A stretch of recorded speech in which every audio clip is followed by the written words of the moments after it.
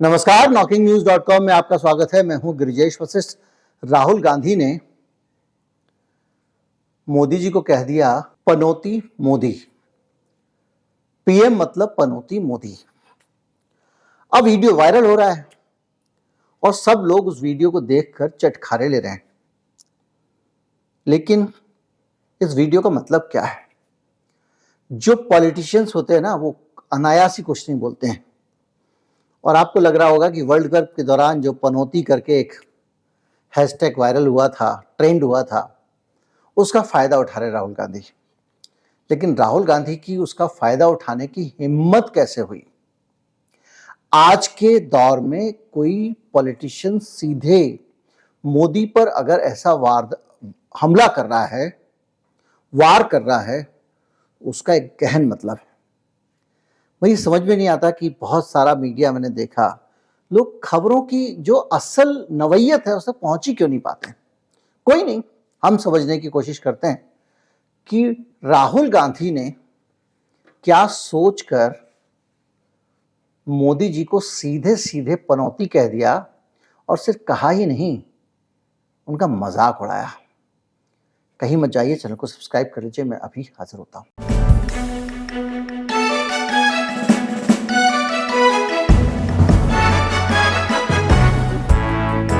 पहले आप वो वीडियो देख लें, छोटा सा है, 5-10 सेकंड का, ताकि आपको ठीक ठीक अंदाजा लग सके कि उस समय क्या हुआ था। राहुल गांधी भाषण दे रहे हैं। वो अलग बात है कि हरवा दिया। पनौती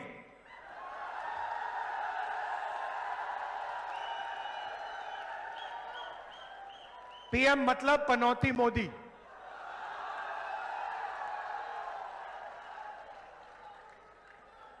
कभी आपको इधर ले जाएगा, कभी उधर ले जाएगा, कभी आगे पीछे, और पूरा का पूरा फायदा 4-5 उद्योगपतियों को देगा। भाषण में वो कह रहे हैं कि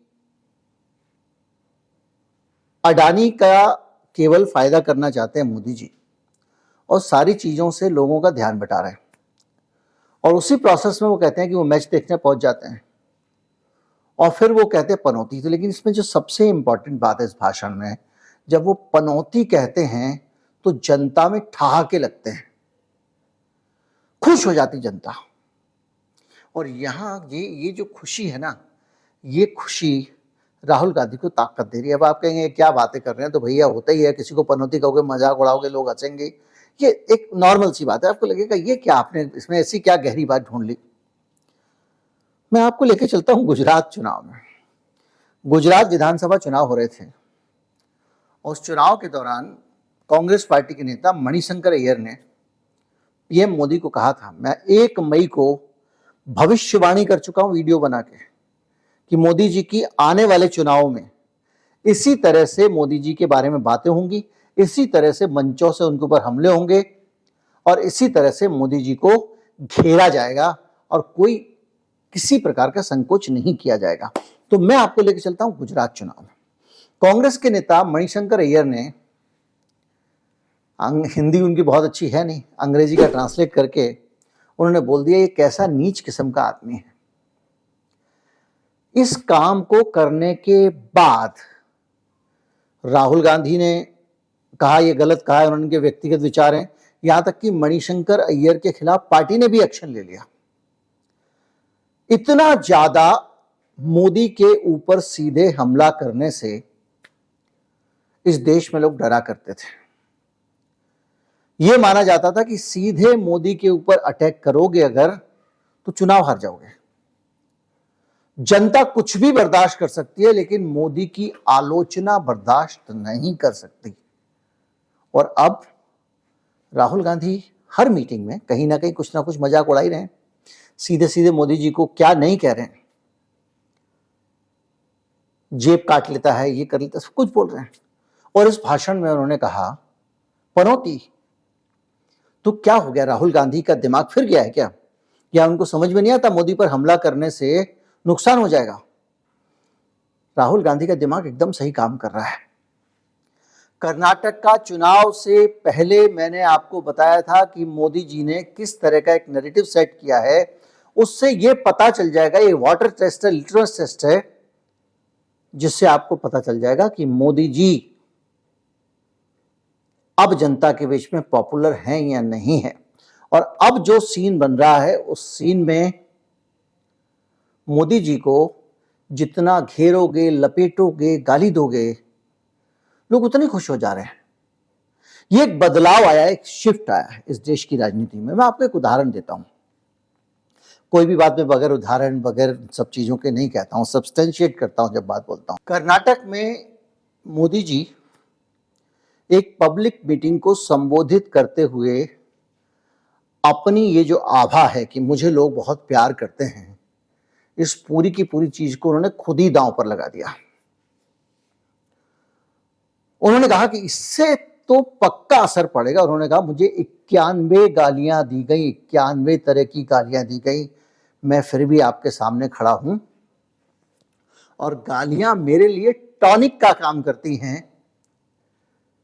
जैसे जैसे मुझे लोग गालियां देते हैं, मैं और शक्तिशाली होके निकल के आता हूं। ये ऐसा कुछ कहा था मोदी जी ने, याद कीजिए। और मैंने उसके बाद कहा था कि मोदी जी ने ये जो किया है, ये बहुत बड़ी गलती की है। उन्होंने खुद को दांव पर लगा दिया है। 1 मई का इसी चैनल पे, गिरिजेश वशिष्ठ नाम के चैनल पे, नॉकिंग न्यूज पे नहीं, गिरिजेश वशिष्ठ पे वीडियो है मेरा। अब के बाद अगर कर्नाटक चुनाव हार जाते हैं मोदी जी, तो उनको हर गली चौराहे पर लोग गालियां देंगे, क्योंकि मोदी जी ने यह कहकर वो भ्रम ही तोड़ दिया था जो अब तक बना हुआ था कि मोदी जी की निंदा करेंगे, आलोचना करेंगे, कुछ भी कह लो, मोदी जी पे डायरेक्ट अटैक मत करना। लेकिन अब मोदी जी पे डायरेक्ट अटैक करने से फायदा हो रहा है और राहुल गांधी इस चीज को जानते हैं, इसलिए हर मीटिंग में, हर जगह पर वो ये हमले करते हैं। हालत ये हो गई है कि अब मोदी जी के बारे में इस तरह की बातें करना एक नॉर्मल चीज बन गई। जैसे पहले अगर आप राहुल गांधी को पप्पू कहें तो लोग खुशी खुशी उसका आनंद लेते थे। अब राहुल गांधी को पप्पू कहने की हिम्मत मोदी जी की भी नहीं है। अब कोई उनको पोगो टीवी वगैरह नहीं कह सकता, क्योंकि ये बदलाव आया उनकी पर्सनैलिटी में भारत जोड़ो यात्रा से। लोग उनको गंभीरता से लेने लगे और अब उनका अगर आप मजाक उड़ाएंगे तो आपका उड़ जाएगा, लोग आपसे चिढ़ जाएंगे। और ये बात भारतीय जनता पार्टी अच्छी तरह से जानती है। मोदी जी अपने भाषणों में इग्नोर किया करते थे, मजाक उड़ा देते थे, खारिज कर देते थे। अब हालत यह है, मोदी जी चिढ़ने लगे हैं और इस हद तक चिढ़ने लगे हैं कि पिछले दिनों उन्होंने बैतूल है, मध्य प्रदेश में एक जगह है, आदिवासी इलाका है, वहां पर एक पब्लिक मीटिंग को संबोधित करते हुए कहा, बहुत गंभीर बात कही राहुल गांधी की। मैंने सुना कल एक महाज्ञानी कांग्रेस के कह रहे थे कि भारत के पास, यहां के सब लोगों के पास made in China mobile phone होता है। एक महाज्ञानी कांग्रेस के कह रहे थे कि आप सबके पास made in China mobile phone होता है। अरे मूर्खों के सरदार, किस दुनिया में रहते हैं ये लोग? कांग्रेस के नेताओं को अपने देश की उपलब्धियां न देखने की मानसिक बीमारी हो गई है। मोदी जी ने कहा कि अरे महामूर्ख, ये शब्द इस्तेमाल किया उन्होंने। कांग्रेस के एक विद्वान इस तरह की भाषा इस्तेमाल की 1 हफ्ता पहले। अब मोदी जी मजाक क्यों नहीं उड़ा पाते हैं? अब चिढ़ के बोलते हैं, हमला करते हैं, क्योंकि उनको अब लग रहा है कि मामला कहीं ना कहीं लेवल प्लेइंग फील्ड का आ गया है। आप कह रहे हो मुझे 91 गालियां दी, लोग आपको वोट नहीं देते हैं। लो, आपने कहा कि ये चुनाव मेरे लिए वोट चाहिए, मेरे लिए, मैं वोट मांगने आया हूं, लोग वोट नहीं देते हैं। और महामूर्ख का हफ्ते भर में राहुल गांधी ने जवाब दे दिया पनौती। और जवाब देने के बाद भी वो हंस रहे हैं। मोदी के ऊपर लोग हंस रहे हैं, आप कल्पना कीजिए। और ये सीन जो बनता है ना, ये धीरे धीरे बनता है और इसको कांग्रेस पार्टी समझ गई है कि अब चुनावों में मोदी जी को बचा के नहीं चलना है, मोदी जी की बैशिंग करनी है। क्योंकि जितना ज्यादा मोदी जी को लपेटोगे उतना ज्यादा आपको वोट मिलेंगे। और ये बात मैं फिर कह रहा हूं, 1 मई को कह चुका हूं। ये पूरा एक नैरेटिव सेट हो गया है। अब मोदी जी को यह सोचना चाहिए कि वो अपने आप को दांव पर लगाना बंद करें। मध्य प्रदेश में मोदी जी ने अपने जो भाषण दिए उनको देख लीजिए आप। और हालत ये भी होती जा रही है कि अब धीरे धीरे करके मोदी जी का प्रताप कम हो रहा है। वो 5 जन का एक ऑर्गेनाइजर का संपादकीय याद करिए, जिसमें उन्होंने ऑर्गेनाइजर जो है वो आरएसएस का मुखपत्र है, यानी वो उसमें आरएसएस के अपनी विचारधारा के लेख छपते हैं। उसमें एक लेख छपा था, उसमें कहा कि अब मोदी जी का वो जादू नहीं रह गया है, पहले वाला नहीं रह गया है। और ये बात मोदी जी भी जानते हैं और बाकी लोग भी जानते हैं।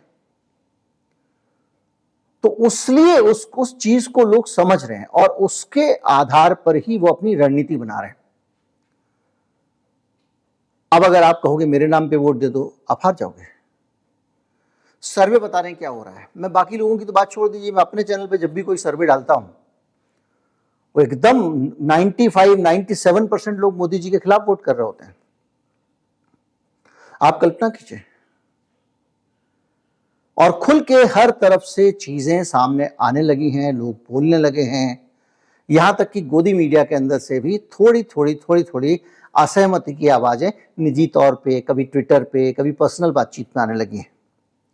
यानी अगर आप किसी न्यूज रूम में जाएंगे और उनकी कैंटीन में बैठे होंगे किसी चैनल की, या उनके कैफेटेरिया में बैठे होंगे, तो वहां पर जब आपकी बात हो रही होगी तो लोग व्यक्तिगत तौर पर कहेंगे बहुत अब वाली बात नहीं रही है। लेकिन क्या करें, अगर लाला नहीं मानता ना, सबको अपना लगता है कि भाई मालिक नहीं मानता, और मालिक जोखिम लेना नहीं चाहता है। आज का उदाहरण दे रहा हूं, जब पनौती कहा है मोदी जी को राहुल गांधी ने, पीएम मतलब पनौती मोदी ये कहा है, उसी दिन इनकी जो ट्रस्ट है उसकी संपत्ति को जब्त कर लिया ईडी ने। किस ट्रस्ट की? नवजीवन ट्रस्ट और ये नेशनल हेराल्ड वाला जो मामला चल रहा था उसमें। वैसे मैं आपको बता चुका हूं नेशनल हेराल्ड मामला क्या है, कोई घोटाला नहीं है उसमें। सीधी सी बात है, एक दुकान है, एक ही घर की 4 दुकानें हैं, 4 संस्थान है, एक ही पार्टी के ट्रस्ट हैं। वो ट्रस्ट चल रहे हैं। एक ट्रस्ट जो है उसका खर्चा नहीं संभाल पा रहा था, तो इन्होंने उसको दूसरे ट्रस्ट को हैंडओवर कर दिया। हैंडओवर आप ऐसे तो कर नहीं सकते, तो कुछ पैसे लेके हैंडओवर कर दिया। वो पैसे इसके अकाउंट में आ गए, इसने अपने कर्जे वर्जे जो चुकाने होंगे चुका दिए, और उसका मालिक बदल गया। इत्तेफाक से जो नया मालिक बदला उसमें राहुल गांधी हैं ट्रस्टी। अब लोगों का कहना यह है कि इन्होंने नेशनल हेराल्ड को कब्जा कर लिया, लेकिन उसमें राहुल गांधी जो ट्रस्टी तो हैं, लेकिन ऐसे ट्रस्टी हैं जो उसमें से ना तो 1 रुपया तनख्वाह ले सकते, न 1 रुपया निकाल सकते, यानी वो उसमें कुछ नहीं कर सकते हैं, ऐसे ट्रस्टी हैं। तो उसमें घोटाला, खैर जो भी है वो तो लीगल मामला है, उस तरह का मामला है, वो आगे जाके होगा। लेकिन उस मामले में लखनऊ में इनकी बहुत सारी संपत्ति को ईडी ने जब्त कर लिया है। इधर पनौती कहा, उधर एक्शन। तो कुल मिला के अभी ये होगा, और ये भी गलती है। आप जितना ज्यादा दमन करेंगे उतना ज्यादा एक्सपोज होंगे। पहले आप किसी को पकड़ते थे, लोग कहते थे ईमानदार पुलिस वाले ने चोर को पकड़ लिया। अब अगर आप किसी को पकड़ते हो तो लोग कहते हैं ये पुलिस वाला जो है उगाही करने के लिए पकड़ रहा है, अवैध वसूली के लिए, या ये पुलिस वाला पर्सनल खुन्नस निकाल रहा है। ये अंतर आया साहब। पहले ये था कि अगर यही किसी को भी मोदी सरकार ईडी भेज दे, गिरफ्तार कर ले, तो ज्यादातर लोग कहने लगते थे कि यार ये तो भ्रष्ट आदमी है, चोर आदमी, अच्छा हुआ है मोदी जी ने सारे चोरों पे नकेल कस दिए। अब सीन बदल गया है। अब अगर ऐसा करेंगे तो लोग कहते हैं मोदी जी देखो ईडी भेज रहे हैं, ये कर रहे हैं, वो कर रहे हैं, मतलब खराब नीयत से कर रहे हैं, और वो आदमी शायद चोर नहीं है। और इसका फायदा बहुत सारे मामलों में बहुत सारे लोगों को हाथ में मिला है, और सबसे बड़ा फायदा उन लोगों को मिला है जिनके ऊपर मुकदमे चल रहे थे। अब वो हौसले के साथ लड़ने लग गए हैं, खुलकर सामने आने लग गए हैं। एक दौर था तो मायावती के मुंह से भी आवाज निकलने लगी, आप सोच लीजिए। जिस पे मुकदमे किए गए वो खुल के बोल रहे हैं। नीतीश खुल के सामने आ गए, लालू यादव खुल के आ गए हैं। अब वो कहते हैं ज्यादा से ज्यादा क्या होगा। तो जो भी है, इससे आप एक 2024 की तस्वीर आराम से देख सकते हो। और तस्वीर ये है कि अब जादू वैसा नहीं रहा, तो कोई भी कुछ भी कह के निकल जाएगा। वरना चुनाव चल रहे हो राजस्थान के, राजस्थान में इस वक्त मुकाबला 50-50 वाला है। बीजेपी जीत भी सकती है और हार भी सकती है, कांग्रेस जीत भी सकती है, हार भी सकती है। ऐसे में पीएम मोदी पे पर्सनल अटैक करना कितना बड़ा जोखिम का काम है।